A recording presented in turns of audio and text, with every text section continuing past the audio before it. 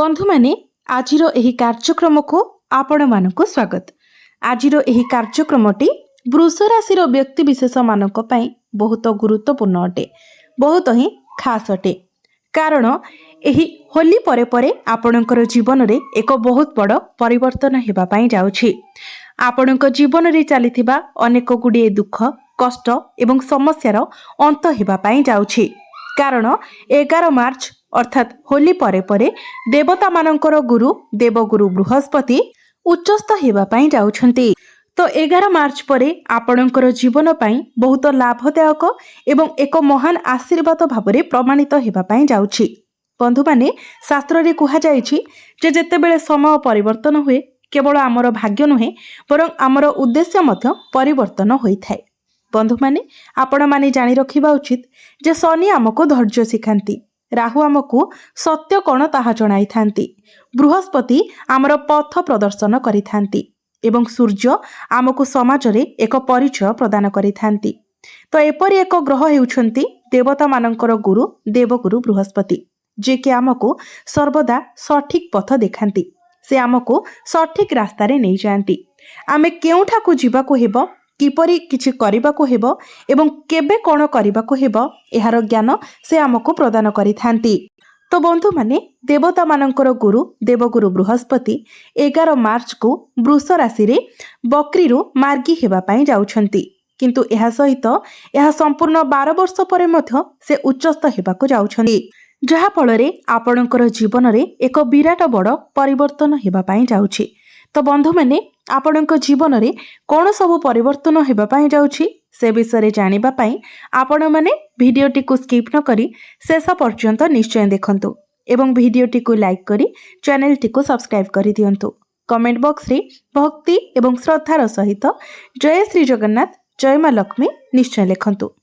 तो बंधु माने जून मासरु आरंभ होई एवं संपूर्ण 12 वर्ष परे बृहस्पति आपणकर तृतीय भावरे उच्चस्थ हेबाकू जाउछंती।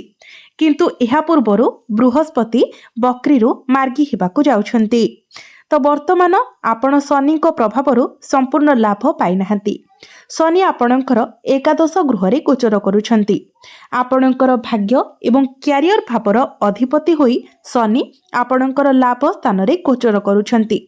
किंतु एहा आपणकू सेतिकी लाभ प्रदान करि पारु नाही। आपणकू धैर्यर आवश्यकता रहुछि।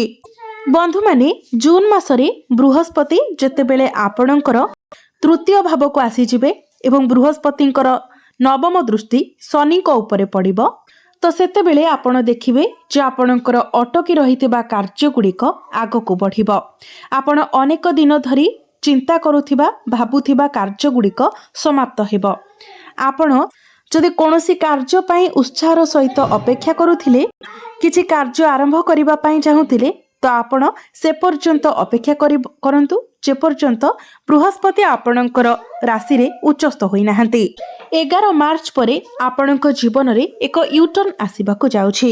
जेतेबेले बृहस्पति आपणकर द्वितीय भाव रे मार्गी होई जिवे, तो आपणकर परिवार रे निश्चित प्रकार रे समृद्धि आसीबो, सुख आसीबो 11 मार्च रु अक्टोबर मध्य भांग पर्यंत।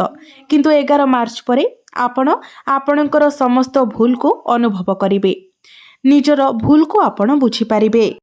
बृहस्पति आपणकू उच्चता आड़को गति कराइबे, उन्नतिर पथरे आपणकू अग्रसर कराइबे।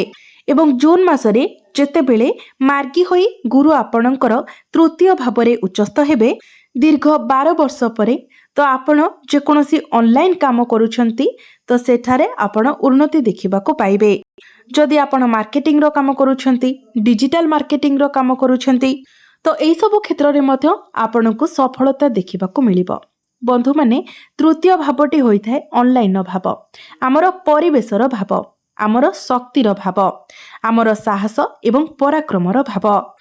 तो देवगुरु बृहस्पति एठारे आपण जियो रास्ता रे चालुछंती आपणकर लक्ष्य रे परिपक्वता आनिबे। कारण जेतेबेले गुरु तृतीय भावरे उच्चस्थ होई जिवे, तो आपण विश्वास करि परिबे जे जणे व्यक्ति केबे भूल पथ नै पारिबो नाही। जदि आपण कोनोसी भूल रास्ता रे जाउथिले, आपणकर उन्नति पथरे किछि बाधा विघ्न आसुथिला, तो से सब दूर होई जिवो। आपण निजको संपूर्ण भावरे परिवर्तन करिबाको चेष्टा करिवे। ଆପଣଙ୍କର ବ୍ୟକ୍ତିତ୍ୱରେ ଏକ ଗୁରୁତ୍ୱପୂର୍ଣ୍ଣ ପରିବର୍ତ୍ତନ ଆସିବ। ତ ବୃହସ୍ପତି ଆପଣଙ୍କର ତୃତୀୟ ଭାବରେ ରହି ଆପଣଙ୍କର ସପ୍ତମ ଭାବ, ଆପଣଙ୍କର ନବମ ଭାବ ଏବଂ ଏକାଦଶ ଭାବକୁ ଦେଖିବେ। ତ ଏକାଦଶ ଭାବରେ ଯେହେତୁ ଶନି ଗୋଚର କରୁଛନ୍ତି, ତ ଶନିଙ୍କ ଉପରେ ଗୁରୁଙ୍କର ଦୃଷ୍ଟି ପଡ଼ିବ। ତେବେ ଯେତେବେଳେ ଗୁରୁଙ୍କର ଦୃଷ୍ଟି ଆପଣଙ୍କର ସପ୍ତମ ଭାବ ଉପରେ ରହିବ, ତ ସପ୍ତମ ଭାବଟି ହୋଇଥାଏ ଆପଣଙ୍କର ବୈବାହିକ ଜୀବନର ଭାବ, ଆପଣଙ୍କ ଜୀବନ ସାଥୀର ଭାବ ଏବଂ ଆପଣଙ୍କର ଡେଲି ଇନକମ୍ ଏବଂ ବିଜନେସର ଭାବ। ତ ଯେମିତି ହିଁ ଗୁରୁଙ୍କର ଦୃଷ୍ଟି ଆପଣଙ୍କର ସପ୍ତମ ଭାବ ଉପରେ ପଡ଼ିବ, ତ ଆପଣ ଏହାପରେ କିଛି ବିଜନେସ୍ ଷ୍ଟାର୍ଟ କରିବା ପାଇଁ ଚିନ୍ତା କରିପାରନ୍ତି, କିମ୍ବା ଯଦି ଆପଣ ପାର୍ଟନରସିପ୍ରେ କିଛି ବିଜନେସ୍ କରିବାକୁ ଚାହୁଁଥିଲେ ତ ସେଥିରେ ଆପଣ ଆଗକୁ ବଢ଼ିବେ। ଆପଣଙ୍କର ଡେଲି ଇନକମ୍ରେ ମଧ୍ୟ ଗ୍ରୋଥ୍ ଆସିବ। ଯଦି ଆପଣଙ୍କର ବିବାହ ବୟସ ହୋଇଯାଇଥିଲେ ମଧ୍ୟ ଆପଣଙ୍କର ବିବାହ ହୋଇପାରୁନଥିଲା, ତ ଆପଣଙ୍କର ବିବାହ ଯୋଗ ମଧ୍ୟ ଖୋଲିଯିବ ଏବଂ ଆପଣଙ୍କର ବିବାହ ମଧ୍ୟ ହୋଇଯିବ। ଯଦି ଆପଣଙ୍କର ବୈବାହିକ ଜୀବନରେ କିଛି ସମସ୍ୟା ଲାଗି ରହିଥିଲା, ତ ସେସବୁ ସମସ୍ୟା ଆପଣଙ୍କର ଦୂର ହୋଇଯିବ। ଆପଣଙ୍କର ବୈବାହିକ ଜୀବନ ସୁଖମୟ ହେବ। ଗୁରୁ ହେଉଛନ୍ତି ଆଶୀର୍ବାଦର ଗ୍ରହ, ତ ଗୁରୁଙ୍କର ଆଶୀର୍ବାଦ ଆପଣଙ୍କ ଉପରେ ରହିବ। ବୃହସ୍ପତିଙ୍କର ଦୃଷ୍ଟି ଆପଣଙ୍କର ନବମ ଭାବ ଉପରେ ରହିବ, ଶନିଙ୍କ ଗୃହ ଉପରେ ରହିବ ଏବଂ ଶନିଙ୍କ ଉପରେ ମଧ୍ୟ ରହିବ।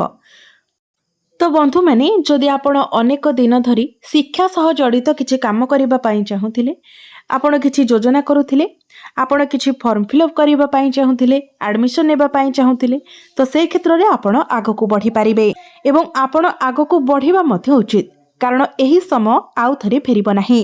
ସେଥିପାଇଁ ଆପଣଙ୍କୁ ଆହୁରି 12 ବର୍ଷ ଅପେକ୍ଷା କରିବାକୁ ପଡ଼ିବ।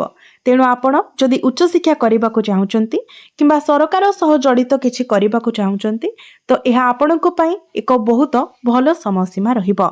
ଏବଂ ଏକାଦଶ ଭାବରେ ବୃହସ୍ପତିଙ୍କର ଅର୍ଥ ହେଉଛି ଯେ ମାର୍ଚ୍ଚ 11 ତାରିଖରୁ ଯେତେବେଳେ ଗୁରୁ ସିଧାସଳଖ ମାର୍ଗୀ ହୋଇଯିବେ, ତ ଆପଣଙ୍କର ଚାକିରିରେ ପଦୋନ୍ନତି ହେବାର ମଧ୍ୟ ସମ୍ଭାବନା ରହୁଛି ଏବଂ ଆପଣ ଯେଉଁ ପଦବୀରେ ଅଛନ୍ତି ସେଠାରେ କିଛି ସକାରାତ୍ମକ ପରିବର୍ତ୍ତନ ହେବ, କିଛି ଶୁଭ ଖବର ଆପଣଙ୍କୁ ପ୍ରାପ୍ତି ହେବ।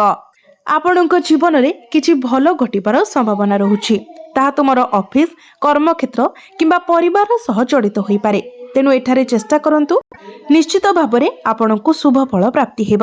ଆପଣଙ୍କର ଦଶମ ଭାବରେ ରାହୁ ଗୋଚର କରୁଛନ୍ତି, ଯାହା ଫଳରେ ଆପଣଙ୍କର ଟେକ୍ନିକାଲ ଫିଲ୍ଡରେ ଆପଣଙ୍କୁ ସଫଳତା ମିଳିବ। AI ରିଲେଟେଡ୍ ଯଦି ଆପଣ କିଛି କାର୍ଯ୍ୟ କରୁଛନ୍ତି, ତ ସେଥିରେ ଆପଣଙ୍କୁ ସଫଳତା ମିଳିବ। ଆପଣଙ୍କର ମାଇଣ୍ଡ ସାର୍ପ ହେବ।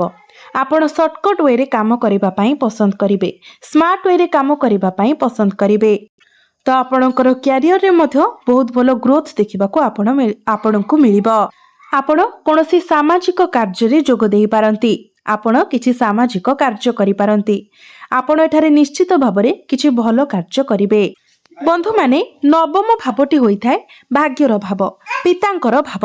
ତ ଯେତେବେଳେ ଗୁରୁଙ୍କର ଦୃଷ୍ଟି ଭାଗ୍ୟ ଭାବ ଉପରେ ପଡ଼ୁଛି ଏବଂ ବୃହସ୍ପତିଙ୍କୁ ଭାଗ୍ୟର କାରକ ଗ୍ରହ ଭାବରେ ମଧ୍ୟ ବିବେଚନା କରାଯାଏ, ତେଣୁ ଯେତେବେଳେ ଉଚ୍ଚସ୍ଥ ଗୁରୁ ଆପଣଙ୍କର ଭାଗ୍ୟ ଭାବକୁ ଦେଖୁଛନ୍ତି, ତ ଏଠାରେ ଆପଣଙ୍କର ଭାଗ୍ୟରେ ଉନ୍ନତି ହେବ, ଆପଣଙ୍କର ଭାଗ୍ୟରେ ଏକ ସକାରାତ୍ମକ ପରିବର୍ତ୍ତନ ହେବ। ଆପଣଙ୍କ ପିତାଙ୍କ ସହିତ ମଧ୍ୟ ଆପଣଙ୍କର ସମ୍ପର୍କ ବହୁତ ଭଲ ରହିବ। ପିତାଙ୍କ ଠାରୁ ଆପଣଙ୍କୁ କିଛି ସାହାଯ୍ୟ ସହଯୋଗ ପ୍ରାପ୍ତି ହେବ। ଯଦି ଆପଣଙ୍କ ପିତାଙ୍କର ପିଠିରେ ଯନ୍ତ୍ରଣା ଅନୁଭବ କରୁଥିଲେ, ଗୋଡ଼ରେ କିଛି ଯନ୍ତ୍ରଣା ଅନୁଭବ କରୁଥିଲେ, ଆଣ୍ଠୁଗଣ୍ଠି କିଛି ସମସ୍ୟା ଥିଲା, ତ ଯେମିତି ହିଁ ନବମ ଭାବରେ ଗୁରୁଙ୍କର ଦୃଷ୍ଟି ପଡ଼ିବ, ତ ଏଠାରେ ଆପଣଙ୍କ ପିତାଙ୍କର ସ୍ୱାସ୍ଥ୍ୟରେ ଆପଣ ଉନ୍ନତି ଦେଖିବାକୁ ପାଇବେ। ବନ୍ଧୁମାନେ, ମାର୍ଚ୍ଚ 11 ତାରିଖରୁ ଆପଣଙ୍କର ଜୀବନରେ ଅନେକ ବଡ଼ ବଡ଼ ପରିବର୍ତ୍ତନ ହେବା ପାଇଁ ଯାଉଛି।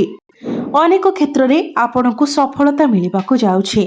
ଅନେକ ବାଧାବିଘ୍ନ ସମସ୍ୟା ଆପଣଙ୍କ ଜୀବନରୁ ଦୂର ହେବା ପାଇଁ ଯାଉଛି।